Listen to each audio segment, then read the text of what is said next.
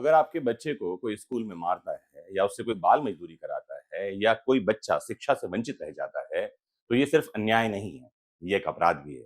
तो आज मैं आपको बताने वाला हूँ 10 कानूनी अधिकार जो हर बच्चे को जानना चाहिए या पेरेंट्स के माता-पिता को पता होना चाहिए और अगर आप स्कूल टीचर हैं, तो आपको इन कानूनी अधिकारों की जानकारी होनी ही चाहिए।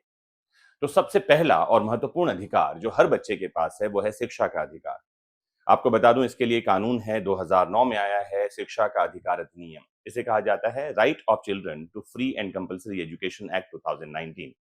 आपको ये भी बता दूं 86 कॉन्स्टिट्यूशनल अमेंडमेंट से आर्टिकल 21 ए इंडियन कॉन्स्टिट्यूशन में जुड़ गया है। 21 ए है ना, जिसमें मूल अधिकार के रूप में यानी एज अ फंडामेंटल राइट शिक्षा का अधिकार यानी राइट टू एजुकेशन दे दिया गया है। हर 6 से 14 साल के बच्चे को निशुल्क और अनिवार्य शिक्षा का अधिकार है। ध्यान रखना है फ्री एंड कंपल्सरी एजुकेशन, और फ्री एंड कंपल्सरी एजुकेशन देना राज्य की जिम्मेदारी है। ये बात हर पेरेंट्स को नोट कर लेनी चाहिए।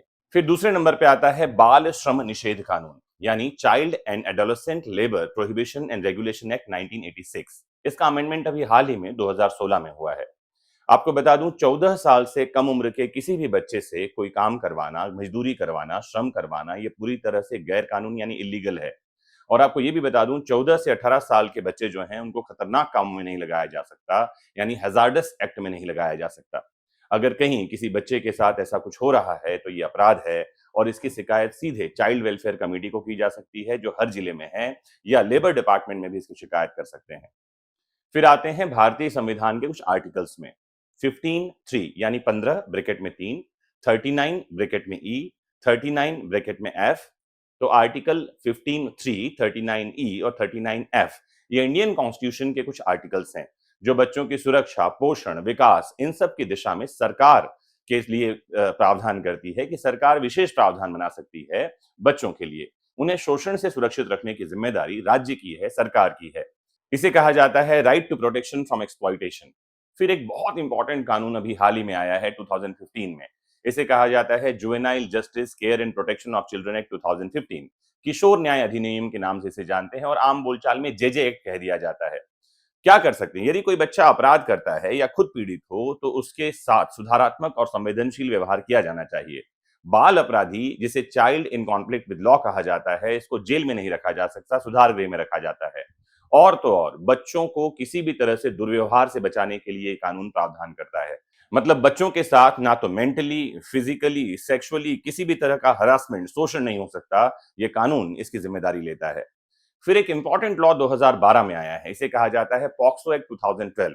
Protection of children from sexual offences act इसका नाम है। 2012 का ये कानून है और हर 18 साल से कम उम्र के बच्चे के खिलाफ यौन अपराध के लिए विशेष सजा और त्वरित सुनवाई यानी fast track trial, speedy trial का प्रावधान इस कानून में किया गया है।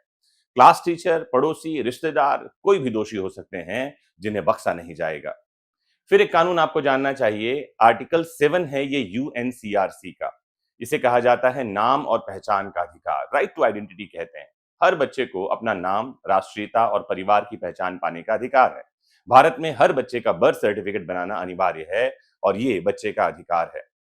फिर आपको बता दूं right to health and nutrition का अधिकार जो है ये इंडियन कॉन्स्टिट्यूशन के आर्टिकल 21 एंड 47 में प्रोटेक्टेड है।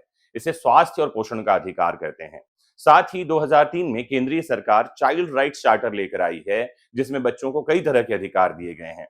अगर आप जानना चाहेंगे तो जरूर कमेंट बॉक्स में मुझे बताइएगा। मैं इन अधिकारों पर भी, जिन्हें चाइल्ड राइट्स कहा जाता है, एक डिटेल्ड वीडियो लेकर के आऊंगा। तो इस जो आर्टिकल 21 और 47 में जो अधिकार हैं उन्हें किस तरह से उपयोग में लाया जा सकता है? तो बच्चे को साफ पानी, पौष्टिक आहार, टीकाकरण यानी वैक्सीनेशन, इलाज, ये सब मिलना जो है उसके अधिकार के तहत आता है। सरकारी योजनाएं हैं कई तरह की जो कि इन अधिकारों की रक्षा करने के लिए, इनका पोषण करने के लिए हैं। तो आपको जानना चाहिए क्योंकि अवेयरनेस जो है, नॉलेज जो है, वही तो एम्पावरमेंट का एक बढ़िया टूल है।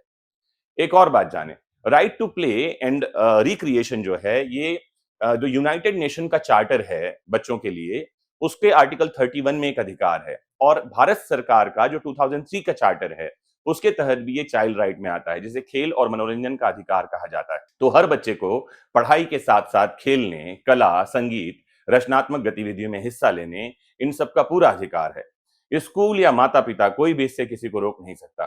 अधिकारों को जानना जरूरी है। फिर एक इंपॉर्टेंट बात बता दूं, यूनाइटेड नेशन का जो चाइल्ड राइट्स चार्टर है उसके आर्टिकल 12 में राय और विचार रखने का अधिकार है, राइट टू एक्सप्रेस, अपनी आप को अभिव्यक्त करने का अधिकार है। और यही अधिकार 2003 के चाइल्ड राइट्स चार्टर में भी बच्चों को दिया गया है। क्या उपयोग हो सकता है इसका? बच्चा अपनी बात, भावनाएं और विचार स्वतंत्र रूप से रख सकता है, इस बात को प्रोटेक्ट करता है ये अधिकार। परिवार, स्कूल और अदालत में भी बच्चे को अपने भावनाओं को व्यक्त करने का, अपने विचारों को रखने का पूरा अधिकार है। किसी भी निर्णय में बच्चे की सहमति और उसकी राय को महत्व देना जरूरी है। फिर एक महत्वपूर्ण बात आपको बता दूं, हिंसा से संरक्षण यानी right to protection from abuse, ये भी बच्चे का अधिकार है। यूनाइटेड नेशंस के जो चाइल्ड राइट्स चार्टर है उसके आर्टिकल 19 में इसको प्रोटेक्ट किया गया है। जुवेनाइल जस्टिस एक्ट में इसको प्रोटेक्ट किया गया है। पॉक्सो एक्ट में किसी भी तरह के सेक्सुअल वायलेंस से प्रोटेक्शन बच्चों को दिया गया है। और भारत सरकार के 2003 के चाइल्ड राइट्स चार्टर में भी इन बातों को महत्व दिया गया है। क्या अधिकार का उपयोग किया जा सकता है? इसका उपयोग है कि कोई भी बच्चा शारीरिक, मानसिक, भावनात्मक हिंसा का शिकार हो तो उसे तत्काल सरकारी संरक्षण, काउंसलिंग और न्याय दिया जाना चाहिए।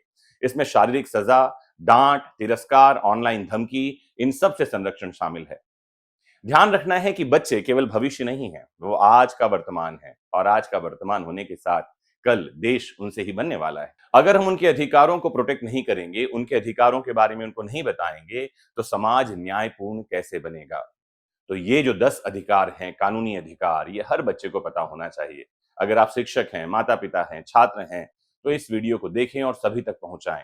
और ऐसे ही अन्य कानूनी अधिकारों को जानने समझने के लिए जुड़े रहना है आपको अपने फेवरेट प्लेटफॉर्म विधिक शिक्षा से। डाउनलोड कर लेना है विधिक शिक्षा ऐप, और नीचे दिए गए लिंक्स में जाइए जो डिस्क्रिप्शन में है, आप सीधे मेरे व्हाट्सएप ग्रुप से भी जुड़ सकते हैं। जुड़े रहिए। जय हिंद।